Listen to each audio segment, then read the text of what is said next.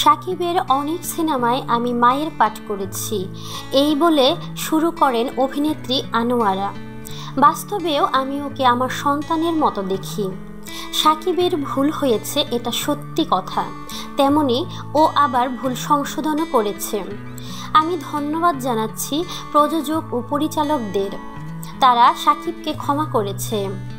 অনেক দিন ধরে এই সমস্যা দেখতেছিলাম আর শুনতেছিলাম।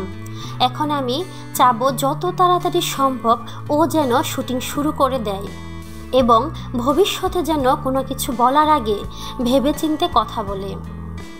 সাকিব ও অপুর প্রতি আমার শুভকামনা রইল এবং ওদের সন্তান আব্রাহাম খান জয়ের প্রতি রইল দোয়া ও তো প্রিয় বন্ধুরা, আপনাদের কি মতামত তা কমেন্টের মাধ্যমে আমাদেরকে জানিয়ে দিন।